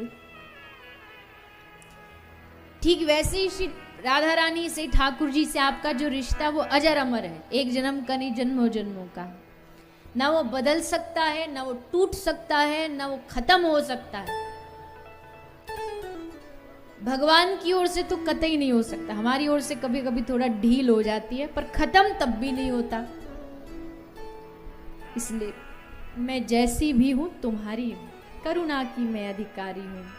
ऐसी प्रार्थना, ऐसा निवेदन श्री राधा रानी से इस श्लोक में कृष्ण के साथ साथ श्री राधा रानी का भी ध्यान किया गया है, नमन किया गया, नमस्कार किया गया है। ऐसी गुणों की खान अलबेली सरकार श्री राधा और कृष्ण को वयम नुमः, हम प्रणाम करते हैं। आगे श्री सुखदेव जी का प्रागट्य। यम प्रव्रजंतम मनुपेतमपेत कृत्यम द्वैपायनो विरह कातर आजुहाव। पुत्रेति विरह कातर, पुत्र के विरह में कातर श्री वेदव्यास जी अपने पुत्र सुखदेव जी के पीछे पीछे भागे। सुखदेव जी का प्रागट्य कैसे हुआ, इसकी कथा कल हम विस्तार से सुनेंगे। ये भागवत कथा आरंभ कहाँ से हुई, तो कहा कि नैमिषारण्य की धरती पर 88,000 ऋषि विराजमान हैं, सौनक आदि ऋषि विराजमान हैं। सूत जी का आगमन हुआ। सौनक आदि ऋषियों ने निवेदन किया कि हे प्रभु, आपका ज्ञान ही हमारे अंधकार को दूर कर सकता है, इसलिए आप हमें कथा सुनाइए। और कथा भी कैसी, कथा सारम, हमें कथा का सार सुना दीजिए, क्योंकि ज़्यादा सुनने का समय नहीं है हमारे पास। अब साधुओं के पास समय ना हो कथा सुनने का, ऐसे कैसे हो सकता है। पर उन साधुओं ने हम जैसे कलयुगी जीवों को याद करके एक प्रश्न किया था। वो जानते थे कलयुग के लोग एक ही बहाना देंगे, उनसे कहो कि जी चलो आपकी खरसिया में कथा हो रही है, आ जाओ कथा सुने। अजी कहाँ, सांस लेने की तो फुर्सत नहीं है। अब उनसे कोई ये पूछे कि सांस तुमसे फुर्सत जिस दिन मांगने लगा ना, तो तुम्हारी फुर्सत हो जाएगी। ये तो अच्छा है भगवान ने सांस लेने वाला सिस्टम जो है ना, वो हमारे हाथ में नहीं छोड़ा, नहीं तो पता चला आदमी इतना बिजी हो गया, काम करते करते सांस लेना भूल गया और चला गया। रोज ऐसी खबरें आती।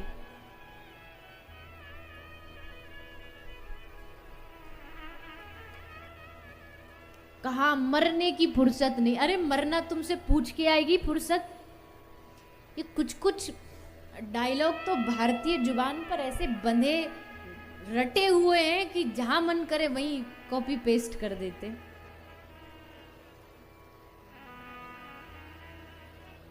पूछो, किसी से पूछो कैसे हो आप, बस कर रहे हैं टाइम पास।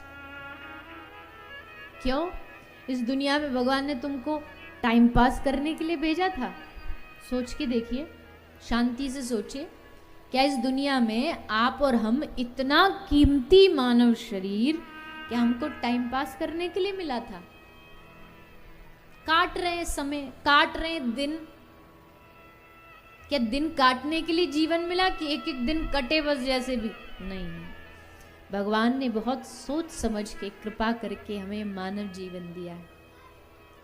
इसकी जो महिमा है, इसकी जो गरिमा है, इसकी जो वैल्यू है, उसको समझिए।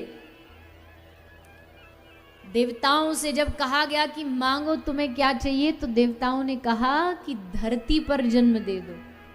क्या बना के जन्म दे दो? मानव बना के जन्म दे दो, मनुष्य बना के जन्म दे दो। वो भी कहाँ? नृषु भारताजरे, भारत भूमि पर भारत की धरती पर हे प्रभु हमें मानव बना के जन्म दे दो। ये कौन मांग रहे हैं? देवता मांग रहे हैं। जो देवताओं को दुर्लभ है वो शरीर हमें मिला, जो देवताओं को दुर्लभ है वो हरि कथा हमें मिली। आपने कहा जो आपका बड़ा भेड़िया परिवार है, आपने कहा कि हमें कथा करानी है, फोन किया, बातचीत हुई, लो हम आ गए अपनी भागवत जी लेके। यही अगर देवता कहने लगे स्वर्ग में कि हमें कथा करानी है, आ जाओ,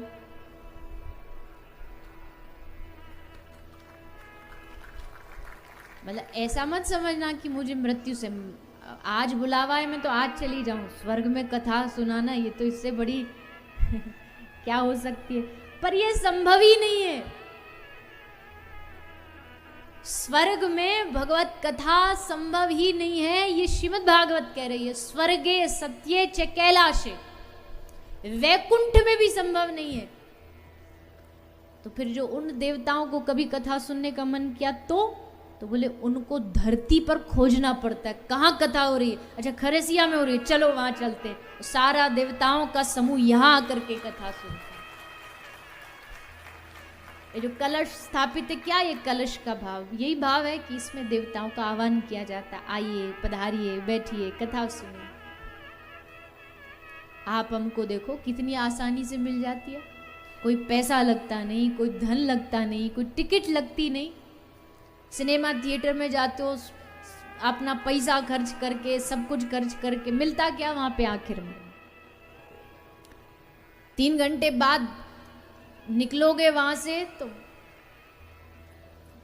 पता नहीं, मैं कभी गई नहीं, मैंने सिर्फ एक ही थिएटर में देखी थी, वो भी अभी रिसेंटली, जिस पे खूब चर्चा हुई थी, द कश्मीर फाइल्स। तो सब संत तो जा ही रहे थे, तो हमने सोचा बहती गंगा में हम भी हाथ धो लें, कम से कम थिएटर का मुंह तो देख लेंगे, पता तो चल जाएगा, ऐसा होता है। तो मैंने जो अनुभव किया, 3 घंटे तो सब हाँ बढ़िया जोश में, जब घुसते हैं तो बड़े जोश में होते हैं, जब निकलते हैं ना तो सबकी बैटरी एकदम लो होती है, एकदम हताश से, परेशान से। कथा में देखो आप, कथा तभी है जब यहाँ कोई आरंभ में घुसे तो एकदम मुरझाया हुआ घुसे, लेकिन जब यहाँ से निकले तो उसके चेहरे पर एकदम आनंद, प्रसन्नता, हंसी, मुस्कुराहट, कृष्ण नाम, राधा नाम ये जिव्या पर चल रहा हो, तो समझ लेना इस आदमी ने कथा सुन ली आज। तो स्वर्ग में भी जो कथा संभव नहीं है वो आप और हम सभी को यहाँ पृथ्वी पर उपलब्ध हो रही है। ये भगवत कृपा है। सूत जी से निवेदन किया, आप ऐसी कथा सुनाओ ताकि कलयुगी जीव भी कोई बहाना ना लगा सके। अब आपसे मैं ये कहूं कि 24 घंटे कथा चलेगी तो शायद इसमें से एक भी नहीं मिलेगा, सब गायब होकर के अपने एक करके घर पहुंच जाएंगे।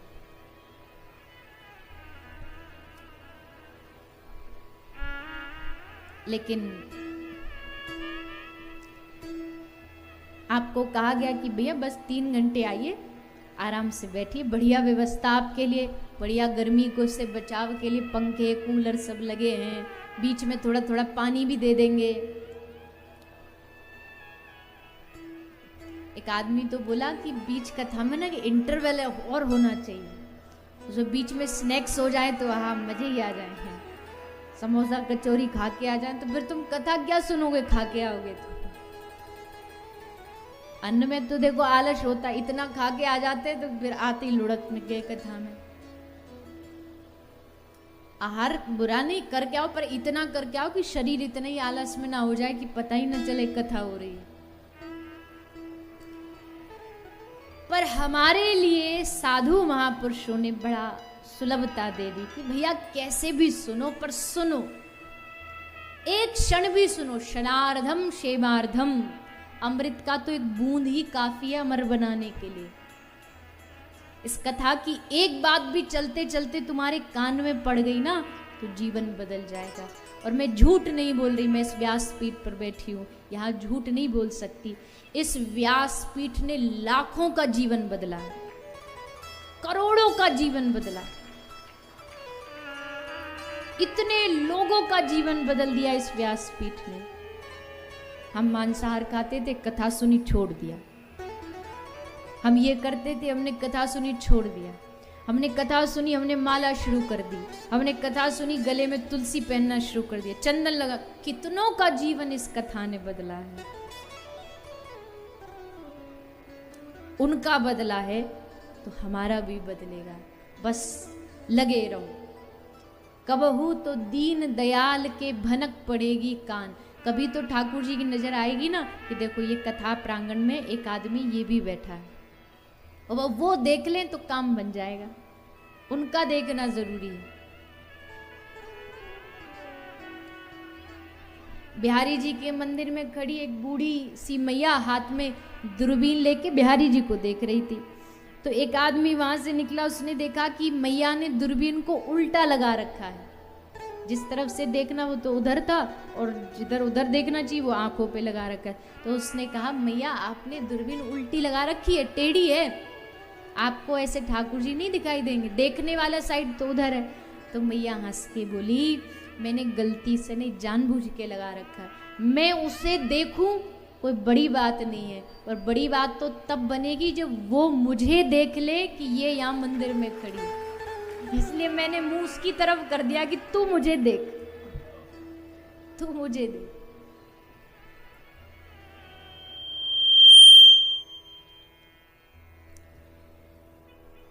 तो यहाँ सूत जी महाराज 88,000 ऋषियों को श्रीमद् भागवत कथा, जो कथा का सार है, सब वेदों का सार है, निगम कल्प तरोर गलितम फलम, जो निगमों का, जो वेदों का पका हुआ रस भरा हुआ फल है, ऐसे श्रीमद् भागवत का सूत जी वर्णन आरंभ करते हैं। कहा, एक बार एकदा ही विशालायाम चत्वारा ऋषयो मला। एक बार चारों ऋषि, 4 ऋषि कौन से हमारे धर्म में? सनकादि ऋषि, सनत, सनंदन, सनातन, सनत कुमार। आप चारों बद्रिक आश्रम से जा रहे थे, भ्रमण करते हुए नारद जी मिल गए। नारद जी से पूछा इन महापुरुषों ने, कथम ब्रह्मन दीन मुख कुतश्चिंता तुरो भवान। हे देवर्षि, कहाँ जा रहे हो और बड़े टेंशन में, चिंता में दिखाई दे रहे हो? साधु हो के चिंता, किस बात की चिंता है आपको? नारद जी ने अपनी व्यथा बताई। हे प्रभु, मैं वृंदावन गया, पूरी धरती पर भ्रमण करता करता मैं एक दिन वृंदावन पहुंचा, और वृंदावन पहुंचा तो क्या देखता हूं, एक महिला, एक स्त्री यमुना के घाट पर बैठी बैठी जोर जोर से मुझे आवाज दे रही है, भो भो साधो शनम तिष्ठ मच्चिंता मपिनाशय दर्शनम तव लोकस्य सर्वथा गहरम परम। साधो साधो, रुक जाइए, ठहर जाइए, मेरे दुख का निवारण करके जाइए। रुक गए नारद जी। कौन है आप? और ये क्या, आपकी गोद में 2 पुरुष बेहोश पड़े, कौन है ये? तो उस मैया ने परिचय दिया। कौन है माता? अहम भक्ति रीति ख्याता इमौ में तनयो मतौ ज्ञान वैराग्य नामानौ काल योगे न जर्जरो। मेरा नाम भक्ति, और ये दोनों जो गोद में पड़े हैं ये मेरे 2 पुत्र हैं। एक का नाम है ज्ञान और दूसरे का नाम है वैराग्य। पर देवी, आप तो लगती नहीं कि आप माँ हो, और आप तो इतनी सौंदर्यवान हो, युवान हो, और ये दोनों बालक एकदम बूढ़े, सफेद सफेद दाढ़ी, बाल, बेहोश पड़े, मूर्छा वृद्ध अवस्था में। भक्ति देवी ने कहा, यही तो दुख है महाराज, सब ठीक ठाक चल रहा था, पर जैसे वृंदावन में आई, वृंदावन में आते ही मैं तो युवा हो गई और मेरे दोनों बालक वृद्ध हो गए। क्या करूं अब? आप कोई उपाय करो। नारद जी ने कहा, कोई बड़ी बात नहीं, देखो अभी हम इनके कान में मंत्र बोलते हैं और ये तुरंत खड़े हो जाएंगे। नारद जी ने उनके कान में अनेक मंत्र वेदोच्चारण किया, शास्त्र के मंत्र, गीता पाठिर मुहुर मुहुर, लेकिन ज्ञान वैराग होश में नहीं आए। अंत में आकाशवाणी हुई कि हे नारद, तुम इनके लिए सत्कर्म करो। अब वो सत्कर्म क्या है, उसी की खोज में नारद जी भटक रहे थे। सनकादि ऋषि मिल गए। सनकादि ऋषियों ने कहा, हे नारद जी, भागवत कथा ही सबसे बड़ा सत्कर्म है, आप इनके लिए कथा कराइए, श्रीमद् भागवत कथा। नारद जी ने कहा कि कराएं कहाँ, स्थान बताइए। तो कहा ऋषिकेश आनंद घाट पर इस कथा का आयोजन। अच्छा महाराज, आपने उपाय बता दिया, स्थान बता दिया, अब ये भी बता दीजिए कथा करेगा कौन। सनकादि ऋषियों ने कहा हम करेंगे, चारों भाई। सनकादि ऋषि वक्ता बने, सब श्रोता बने। दूर दूर तक इस कथा की चर्चा चहुं लोक में फैल गई। सब आने लगे, ऋषि महात्मा देव गंधर्व सब आकर के इस कथा श्रवण कर रहे हैं। और तभी कथा के विश्राम में एक चमत्कार हुआ।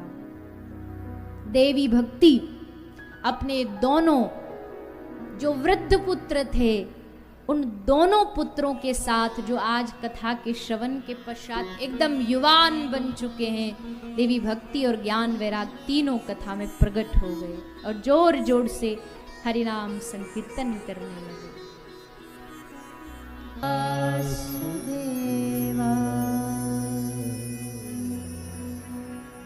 हे नाथ नारायण वासुदेवा, हे नाथ नारायण वासुदेवा, हे नाथ नारायण वासुदेवा, हे नाथ नारायण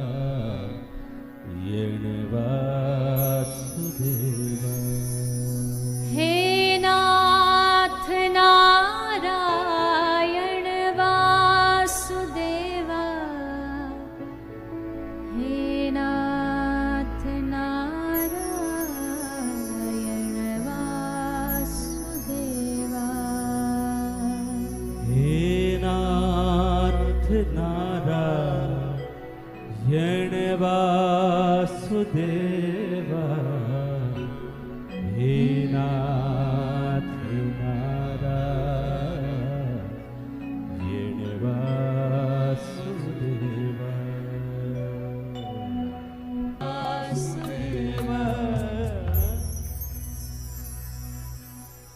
भक्ति सुतौ तौ तरुणौ गृहीत्वा प्रेमैकरूपा सहसा विराशीत। श्री कृष्ण गोविंद हरे मुरारे नाथेति नामानि मुहुर्वदन्ति। इसी संकीर्तन के साथ देवी भक्ति प्रकट हो गई। ज्ञान वैराग के साथ तीनों मिलकर के कीर्तन करने लगे। सब श्रोता देख के आश्चर्यचकित हो गए, ये कौन है मैया?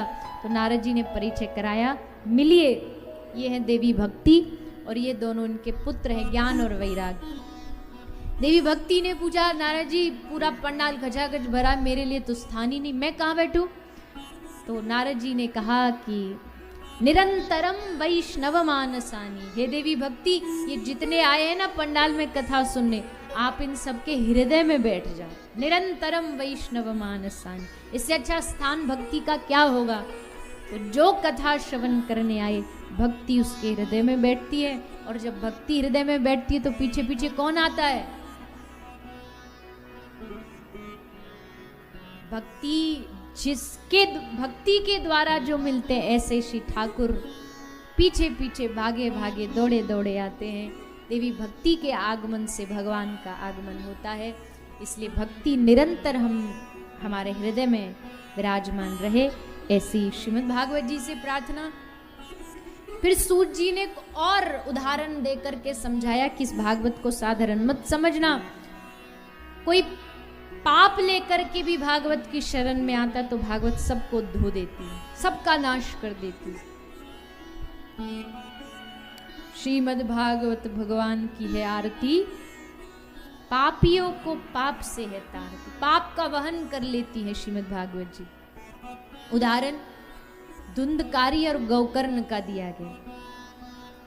आत्मदेव के 2 पुत्र हैं, एक संत की कृपा से मिला है, एक झूठ के प्रताप से हुआ है, एक का नाम गोकर्ण, एक धुंधकारी। कथा शायद आप सबने जो भागवत श्रवण करते हैं जानते ही होंगे। धुंधकारी पाप में था, उसकी वृत्ति पाप में थी। दूसरी तरफ गोकर्ण महाराज परम भगवत भक्त थे। बहुत पाप किए धुंधकारी ने, चोरी डकैती, मारना पीटना, असहायों को परेशान करना, और अंत में वैश्याओं का संग किया, जिसके संग के कारण अगले जन्म में वो एक दैत्य बना, राक्षस बना। उसके उद्धार के लिए गोकर्ण महाराज ने अपने गांव में श्रीमद् भागवत कथा का आयोजन कराया। सब उस कथा का श्रवण करते हैं। धुंधकारी भी आया, एक बांस रखा था, उस बांस में बैठ के 7 दिन तक उसने कथा को श्रवण किया। और 7 दिन बाद जैसे कथा विश्राम हुई, बांस विध्वंस हुआ और उससे धुंधकारी एक दिव्य महापुरुष के रूप में प्रकट हो गया, जिसके लिए साक्षात वैकुंठ से विमान आया। भगवान के पार्षद विमान लेकर के पहुंचे और उस धुंधकारी को अपने विमान में बिठा करके भगवत धाम लेकर के गए। तो सोचिए, धुंधकारी जैसा पापी भी अगर कथा श्रवण से मुक्त हो सकता है, तो हमें भगवत प्राप्ति हो जाए, इसमें कौन सी मुश्किल बात है। पर शर्त है, धुंधकारी सब भूल भाल के एकमात्र भगवान की कथा से जुड़ गया, केवल सुना नहीं, उस पर अमल भी किया। तो आप भी सुनना तो है ही है, पर उसके साथ साथ अमल भी करना। मैं तो कथाओं में कहती हूँ, सुनना भी कोई कम बड़ी बात नहीं है। आज के जमाने में कौन किसकी सुनता है। कोई जरा बोल दे तो कह दो हमें कुछ बताने की जरूरत नहीं, हम सब महान ज्ञानी है। ये तो धन्य है व्यासपीठ, जो इसमें 3 घंटे आप बैठ जाते हो चुपचाप की चलो कहो हम सुन रहे हैं। ये हम वक्ताओं पे बड़ी कृपा है आप लोगों की कि 3 घंटे हम जो टूटा फूटा कहें आप सब सुन लेते हो। और सिर्फ सुनते ही नहीं, उसमें केवल सुनना नहीं, देखो खाया कितना उस पर थोड़ी बात बनती है, पचाया कितना शरीर ने, पचाया हुआ ही तो लगता है शरीर को, बाकी तो सब मलमूत्र के रूप में निकल जा। जो पचता है वही शरीर को लगता है। तो ऐसा नहीं हो कि यहां से सुना और यहां से बाहर निकल गया। और अगर निकल भी रहा है, मैं तो उसमें भी भगवान की कृपा समझू कि यहां से यहां तक जब पहुंचेगा ना, उतनी देर तो कम से कम बुद्धि में रहेगा। उतनी देर भी अगर बुद्धि में रहा, ये भी भगवान की कृपा है। बाकी प्रयास करना चाहिए कि भगवान की कथा जो कही जाए, सब बात नहीं पर कुछ बात जो हमारे दिल को एकदम लग जाए, उस बात को हमें जीवन में ग्रहण कर लेना चाहिए। श्री सूत जी ने भागवत श्रवण की विधि बताई, कैसे कथा सुननी चाहिए, कौन सा महीना कथा सुनने के लिए शुभ है। कोई कहेगा श्रावण, कोई कहेगा अधिक मास, पर भागवत कहती है सदा सेव्या श्रीमद् भागवती कथा यशा श्रवण मात्रेन हरिश्चित्तम समाश्रयेत। ये भगवत कथा सदा सुनने योग्य है। इसके लिए कोई दिन, कोई तिथि, कोई मुहूर्त नहीं। जब भगवान की कथा सुनने मिल जाए, समझो यही सबसे अच्छा मुहूर्त है, सबसे अच्छा दिन यही है। लोग इंतजार में बैठे हैं कि अच्छे दिन आएंगे, अपना टाइम आपका आएगा नहीं, आपका आ गया है, आपके अच्छे दिन आ गए हैं। तभी तो आप भगवत कथा में बैठे हो। दिन आते थोड़ी है, दिन बनाने पड़ते हैं। अच्छा समय आता नहीं, अच्छा समय बनाना पड़ता, अपनी विवेकपूर्ण बुद्धि से बनाना पड़ता है। दुख किसके जीवन में नहीं है, पर उसको लाइट बनाना पड़ता है, हल्का हमें खुद बनाना पड़ता है। एक आदमी की घोड़ी खो गई। अब घोड़ी खोई तो लड्डू बांट रहा था। किसी ने कहा भैया जी किस खुशी में लड्डू बांट रहे? बोले हमारी घोड़ी खो गई इसलिए लड्डू बांट रहे हैं। उसने कहा इसमें खुशखबरी वाली क्या बात है, इसमें सुखी होने वाली, ये तो दुख की बात है। बोले नहीं, घोड़ी खो गई वो भली बात, पर घोड़ी के संग अच्छा है हम नहीं थे, नहीं तो हम भी खो जाते, इसलिए खुश हैं, इसलिए लड्डू बांट रहे। अब चाहे तो आप ये बैठ के भी रो सकते हो जी हमारी घोड़ी खो गई, घोड़ी खो गई, पर उसी सिचुएशन को लाइट बनाने के लिए देखो लड्डू बांट रहा है कि चलो हम तो नहीं खोए, हम तो बच गए। स्थितियां तो हमें बनानी पड़ती हैं। स्थिति किसकी अच्छी नहीं इस दुनिया में। जिन भक्तों की आप दिन रात हम गाथा गाते, मीरा, कबीर, सूरदास, इनके जीवन पढ़ो आप, कितने कष्ट मिले इन सबको जीवन में, लेकिन फिर भी अपने कष्ट में जीवन को भगवत में जीवन बनाना श्रीमद् भागवत सिखाती है। आप हम सब भी इसी शिक्षा को लेकर के इस कथा प्रांगण में बैठे हैं और आगे भी इसी प्रकार विगत 7 दिनों तक इस रसमयी श्रीमद् भागवत कथा का हम सभी श्रवण पान करेंगे। आज पहला दिन, प्रथम दिन श्रीमद् भागवत का महात्म्य हमने थोड़ा श्रवण किया, सत्संग की महिमा को श्रवण किया। कल से भागवत के प्रथम स्कंद में हम प्रवेश करके व्यास जी द्वारा रचित श्रीमद् भागवत कथा का आरंभ करेंगे। तो सभी से निवेदन है समय पर पधारे। कथा का समय 3 बजे से 6 बजे तक है, तो 3 बजे आपको कितने बजे आना है?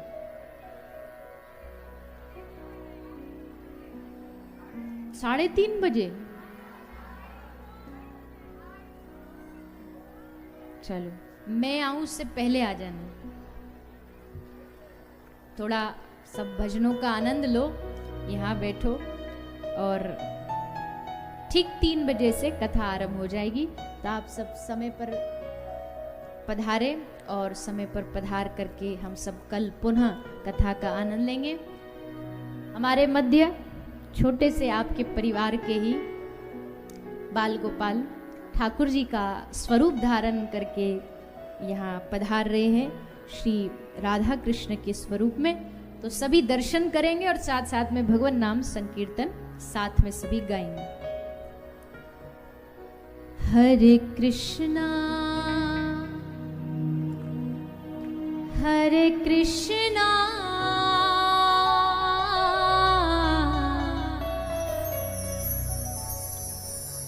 कृष्णा कृष्णा हरे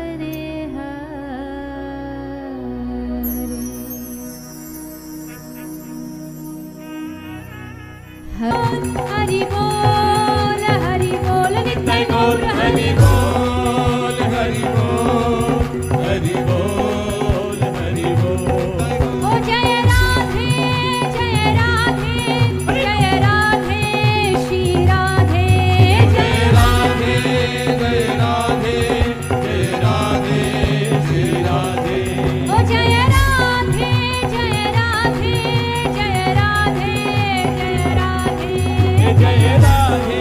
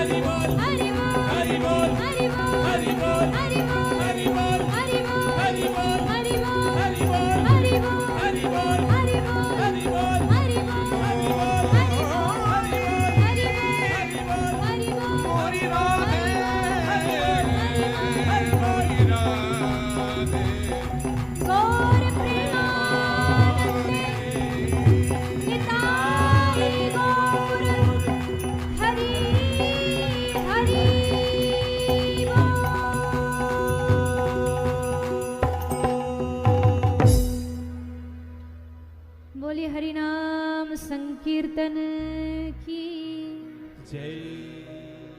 आइए आइए सभी दो बार हाथ उठाकर हरे कृष्ण महामंत्र का जाप करते हैं।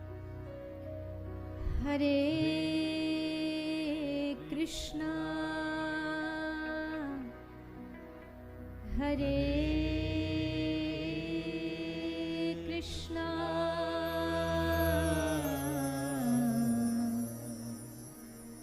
कृष्णा कृष्णा हरे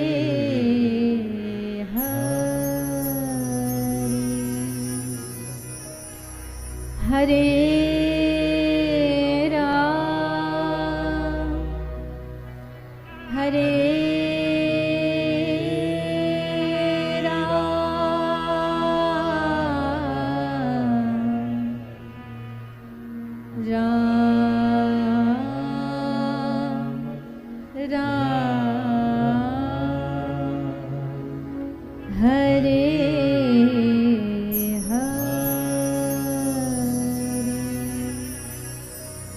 हरे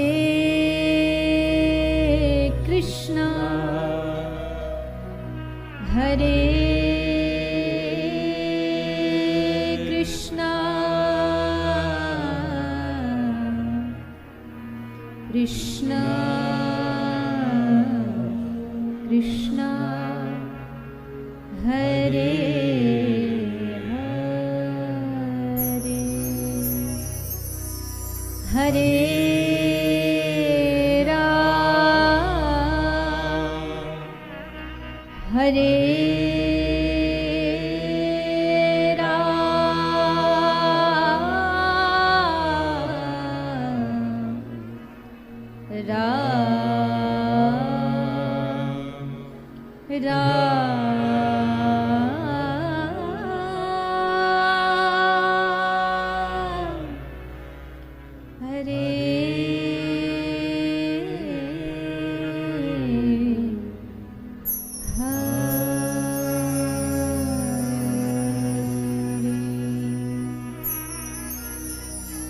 वृंदावन बिहारी लाल की जय।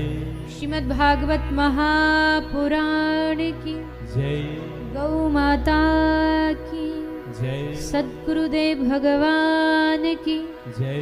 जय जय श्री राम जय जय श्री राम जय जय श्री राम निताई गौर हरि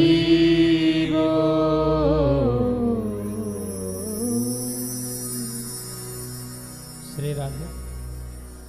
तो आइए आप हम सभी मिलकर चलते हैं मंगलमय आरती की ओर। तो सभी भगवत प्रेमी भक्तगणों से निवेदन, आप सभी अपने यथा स्थान पर खड़े होकर मंगलमय आरती का दर्शन करें। ओम ज्वालामालिन्ये नमः रत्नेश्वर्यै नमः सर्वोपचारार्तिगन्धक्षत पुष्पाणिं समर्पयामि। ओम चंद्रमा मनसो जात चक्षुः सूर्यो अजायता श्रोत्रात् वायुश्च वराणश्च मुखाम् दग्निराजायता। आरती अति पावन पुराण की आरती अति पावन पुराण की धर्म भक्ति विज्ञान खान की धर्म भक्ति विज्ञान खान की महापुराण भागवत निर्मल महापुराण भागवत निर्मल सुख मुख विगलित निगम कल्प फल सुख मुख विगलित निगम कल्प फल परमानंद सुधारसमय कल परमानंद सुधारसमय कल लीलारती रस रस निधान की आरती अति पावन वन पुराण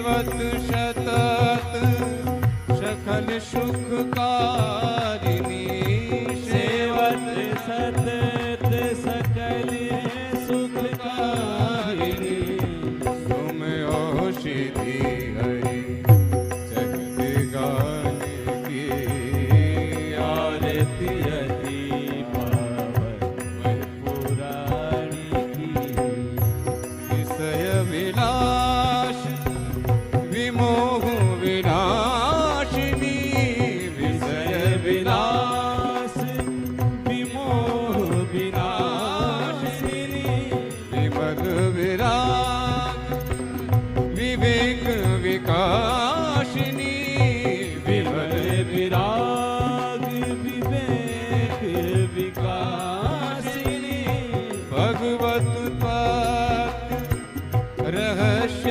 प्रकाशिनी भगवत तत्व रहस्य प्रकाशिनी परम ज्योति परमात्म ज्ञान की आरती अति पावन पुराण की परमहंस मुनि मन उल्लासिनी परमहंस मुनि मन उल्लासिनी रसिक हृदय रस रास विलासिनी रसिक हृदय रस रास विलासिनी मुक्ति मुक्ति रति प्रेम सुदासिनी भुक्ति मुक्ति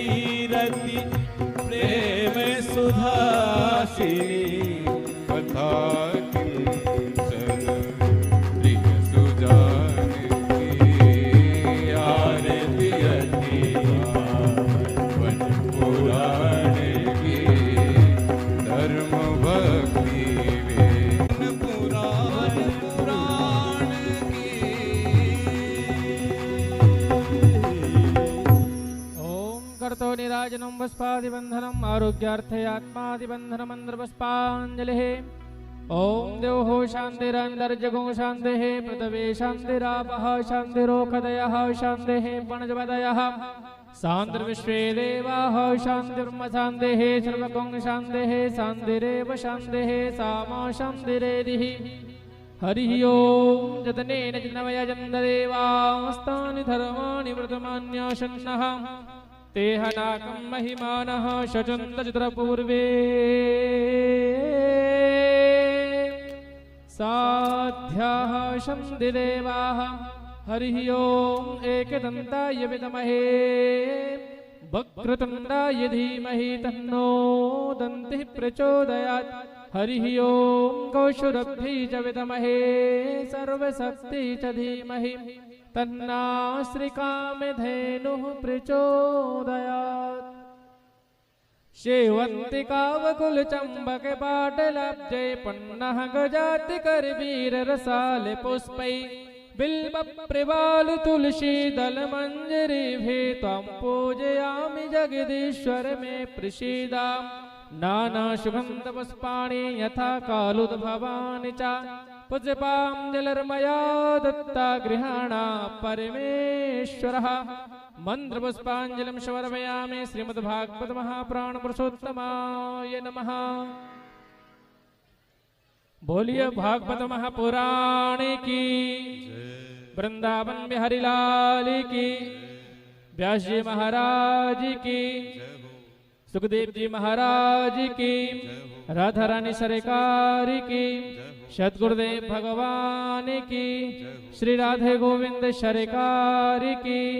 जय जय श्री राधे, जय जय श्री राधे, जय जय श्री राधे श्याम।